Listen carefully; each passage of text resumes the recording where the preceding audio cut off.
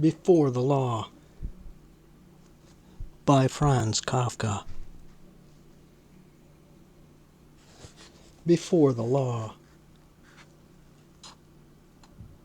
Before the law stands a doorkeeper. To this doorkeeper there comes a man from the country, and prays for admittance to the law. But the doorkeeper says that he cannot grant admittance at the moment.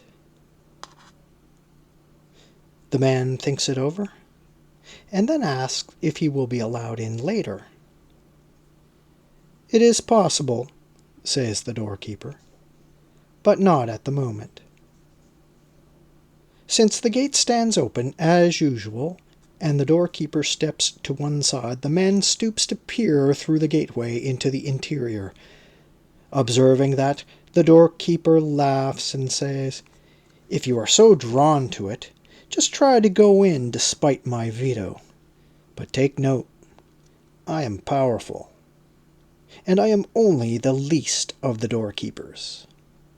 From hall to hall there is one doorkeeper after another, each more powerful than the last. The third doorkeeper is already so terrible that even I cannot bear to look at him." These are difficulties the man from the country has not expected. The law, he thinks, should surely be accessible at all times and to everyone. But as he now takes a closer look at the doorkeeper in his fur coat, with his big sharp nose and long thin black Tartar beard, he decides that it is better to wait until he gets permission to enter. The doorkeeper gives him a stool and lets him sit down at one side of the door. There he sits for days and years. He makes many attempts to be admitted, and wearies the doorkeeper by his importunity. The doorkeeper frequently has little interviews with him, asking him questions about his home and many other things, but the questions are put indifferently, as great lords put them, and always finish with the statement that he cannot be let in yet. The man, who has furnished himself with many things for his journey, sacrifices all he has, however valuable, to bribe the doorkeeper.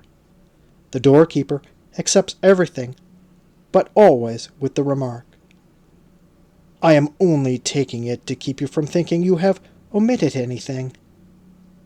During these many years, the man fixes his attention almost continuously on the doorkeeper. He forgets the other doorkeepers, and this first one seems to him the sole obstacle preventing access to the law.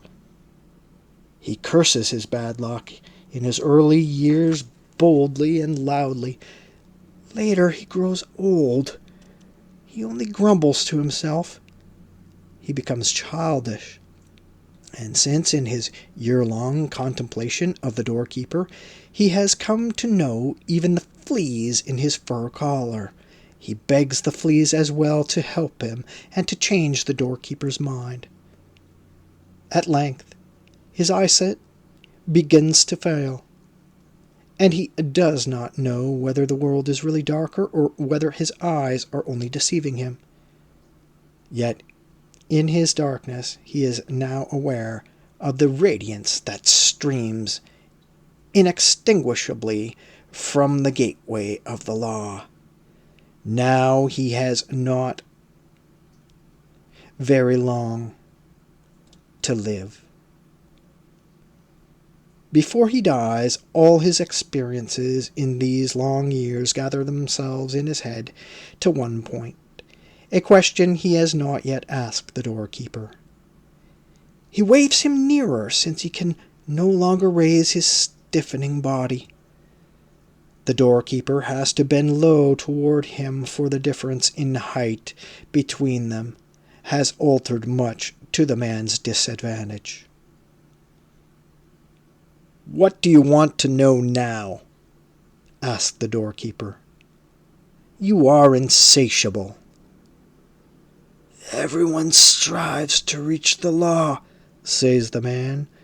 So how does it happen that for all these many years no one but myself has ever begged for admittance? The doorkeeper recognizes that the man has reached his end, and to let his failing senses catch the words, roars in his ear. No one else could have been admitted here, since the gate was made only for you. I am now going to shut it.